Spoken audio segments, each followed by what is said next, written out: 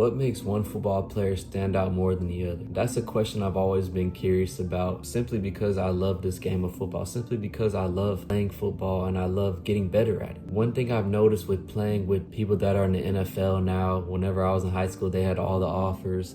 It seemed like their life was amazing. These are 7 things I'm about to talk about in this video that I've noticed that they do.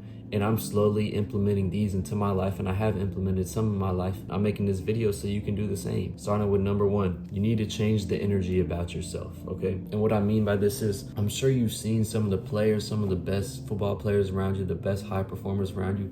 They got a certain energy about them. They are serious about what they do. Like, whenever it's time for them to play, they stop taking things like funny. They stop being easygoing. They stop being so agreeable, and they're really just focused on themselves. They're focused on their goals, and whenever they step foot on that field, or if they play basketball, they step on that court, like, it's a whole demeanor about them that they're just locked in. They don't see the bullshit. They're not joking around. They're really trying to get better, okay? In the moment, whenever they're in the drills, they're locked in, okay? And you got to change the energy about yourself, okay? So whenever it's time to work out, whenever it's time to hit the gym, whatever it is, doing something that you need to do and that's productive and that's going to get you to become the man that you want to be, you got to be locked in, man. You got to change the demeanor. You can't be bullshitting around with the bench warmers, because I know a lot of the bench warmers, they be making jokes, they be just gossiping, but no, you're in the drill and you're taking over.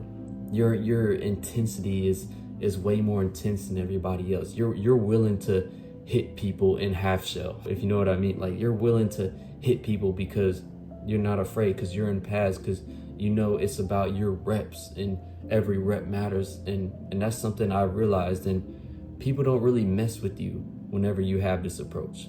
People are cool with you and you're cool with them off the field, but when you're on the field, it's a whole nother energy. And that's one thing I've noticed about the people I play with. And it's just some advice when you take this role, whenever you start looking at things and you're super intense whenever you're working out. Some advice that I would say is, these type of people, they work super hard in the moment. They go as hard as they can. No matter how tired they are, they go as hard as they can. And so this is something I do now.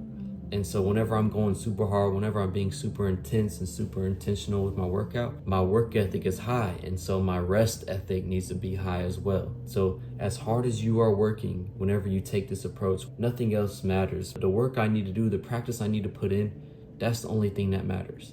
And whenever you go super hard and you start doing it day in day, and you start working out like hard and like really being intense, bro, you need to rest as intense as you are working. So take your nutrition right, okay? Get your sleep right. Get in the cold tub, get in the hot tub.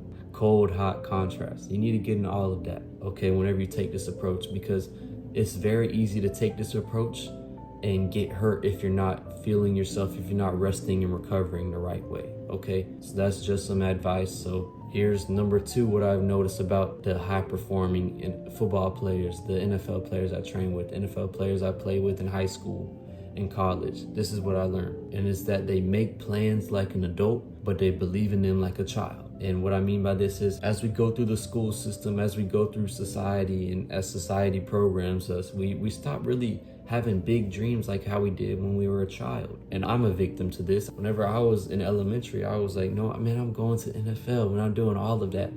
But whenever high school came, like, that belief, like, it was still there. Like, that's the only thing that's ever been on my mind, but it wasn't as strong, and I didn't really believe in myself as much. And so I stopped playing as well. I wanted to quit football. Like, I didn't like it. And that's all because of like society's programs, social media especially. People like, or it could be people telling you, man, you're not good enough, man. Don't let people tell you that. They have no idea what it takes. And the people that are where you want to be, most of them, they're not going to say that you're not good enough. They're just going to say, man, you just got to keep putting in the work. I'm pretty sure the people that you looked up to had some adversity when they were growing up. I'm pretty sure they weren't always told they were going to be the best, okay? And you're being told the same thing. It's all about how you approach it. If you're going to let it fold you, or if you're going to take over, okay? But getting back to making plans like an adult and believing them like a child. So whatever it is we want to do, we want to go to the NFL, we want to get 20 D1 offers, we got to believe in them, but we also got to make plans like how an adult would. So we got to, everyday action, we got to wake up and learn something new develop a new skill, get better at a new skill, get stronger, get faster, whatever today's objective is during the week. That's what we need to do. We need to do it to the best of our ability. So we make plans as an adult, but we believe in them as a child. You believe in them as how you did whenever you were in elementary, whenever you first started playing football, okay? Whatever it is that you believe that you want to accomplish, you need to believe in them like a child.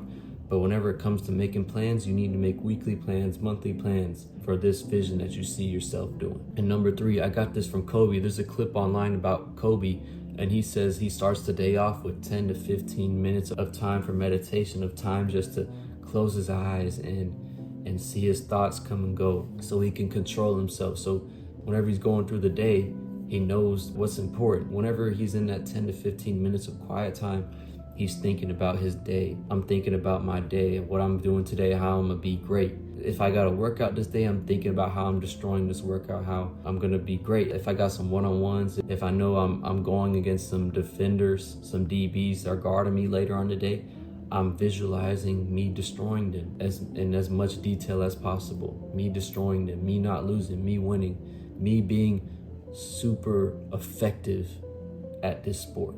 That's what I'm visualizing myself doing in that 10 to 15 minutes quiet time. So for you, 10 to 15 minutes a day of being quiet. Being quiet, maybe closing your eyes and just thinking how you're gonna be the best today. What is the person that you want to be? What does he do today? How does he go about today? How does he talk to his peers? How does he work out? Okay, how does he plan? How is he in the moment? You gotta be in here. You gotta have quiet time, because if you're constantly just waking up and scrolling, waking up and watching YouTube and just consuming, you'll never get a good feel for what your thoughts are, okay? You might be taking in too much of other people's thoughts, of other people's opinions. You need to get your opinion about yourself. And if you don't do these 10 to 15 minutes and all of a sudden you start, you're gonna notice that a bunch of other people's opinions are gonna fly into your head.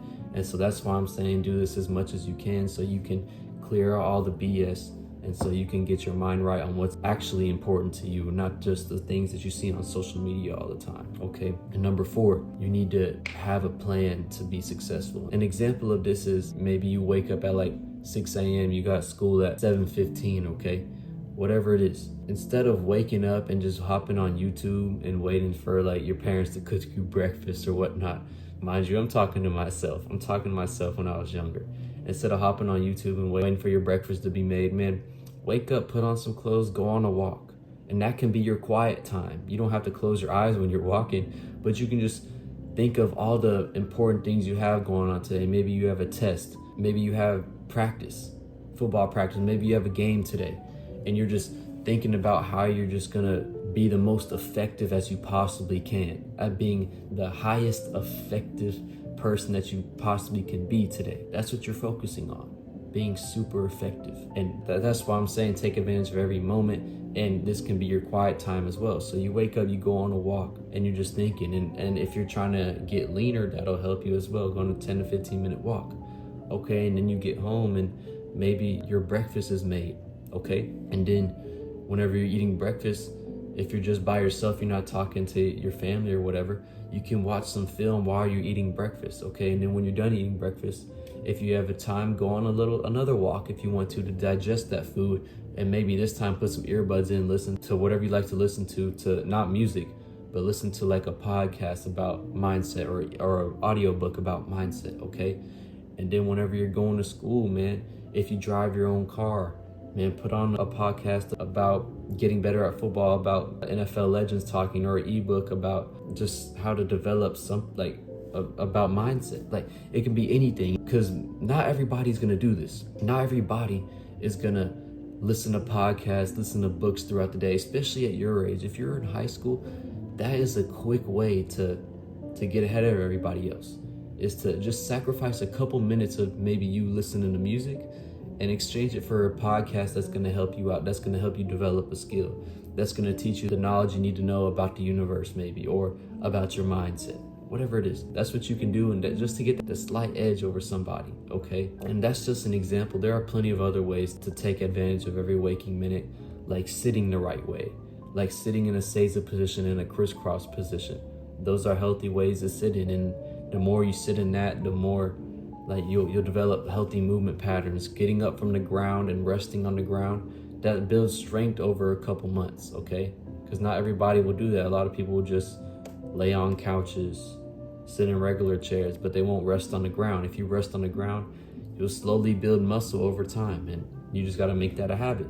That's another thing you can do by getting better every waking minute, okay? These are just examples. So that's something you can do to get the edge over somebody, okay? And number 5, this is kind of similar to number 1, but showing up isn't enough anymore. And number 1, I was talking about how people have a demeanor about themselves, how they don't BS whenever it's time to hop on a field. They're serious. And there's a saying that says 50% of success is just showing up, okay? Which is good, but if you're watching this video and you made it through, like, you've probably been showing up for a while. You've probably been showing up to everything for a while. And so that's good. That's 50% of it. But the other 50% is the intention and the effort you put into yourself. So just showing up and going through the motions, lifting the barbell like this, lifting your shoulder press like this, with light weight, benching 135, just keeping the same weight on your bar. That's not enough anymore.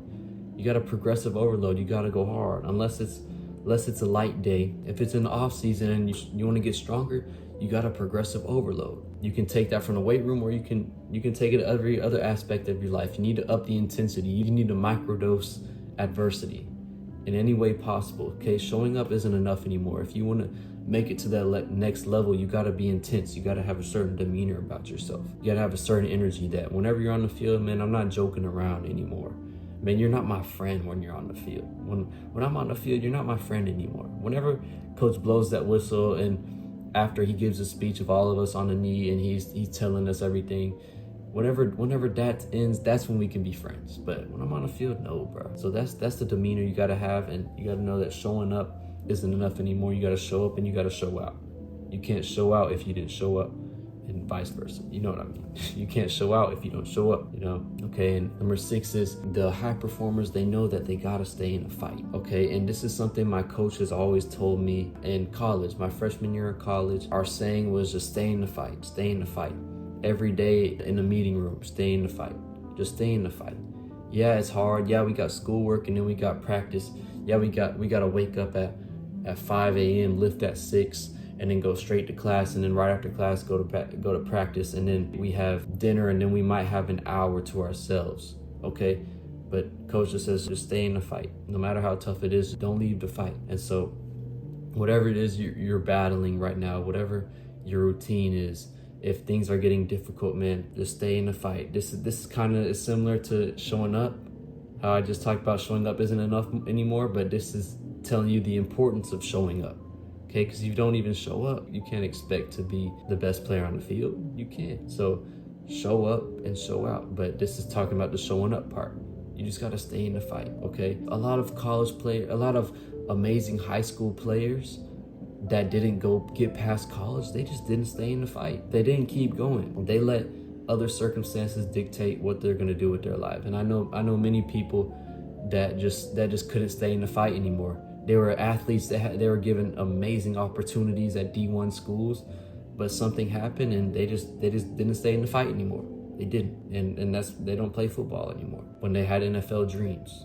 So stay in the fight. Whatever it is that you're battling, it's gonna end one day, okay? Everything is temporary. So if it's been a hard time right now and it feels like a long time, it'll end soon. You just gotta stay, and you just gotta wake up every day and keep learning. Wake up every day and take action. Wake up every day and become the best man that you can possibly be, and do things that your ideal self-image, whatever your ideal self-image is, what would he do today? How would he go about today? What type of frequency would he be on? That's what you need to be. That's what I mean by staying in the fight, is by never stopping, by just keep going brick by brick, building success brick by brick by brick by brick. Stay in the fight. And number 7, the last one. This is one I said is my favorite, and I learned this in a book. And it's every person you encounter or every circumstance you encounter is there to make you better. And this is a perspective switch. This is to switch your perspective. Every person that you encounter, they're there to make you better. They're there to teach you what you can do and what you probably shouldn't do.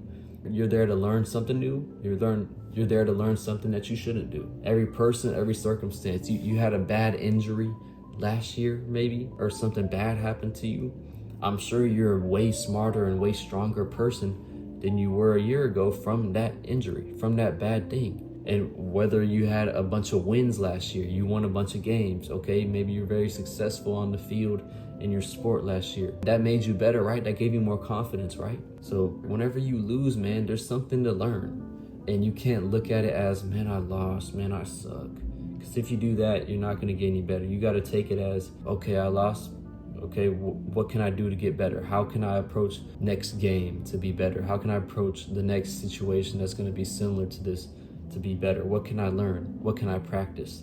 And this comes from having a demeanor about yourself, a certain perspective that you're not going to give up. You're not going to give up after a small little tiny loss that you take. Every person, every circumstance you encounter, maybe your girl broke up with you and maybe she did it and you dodged the bullet. Maybe she was crazy and you didn't know. It's there to make you better, and you got to take that perspective, and that's the perspective you got to have.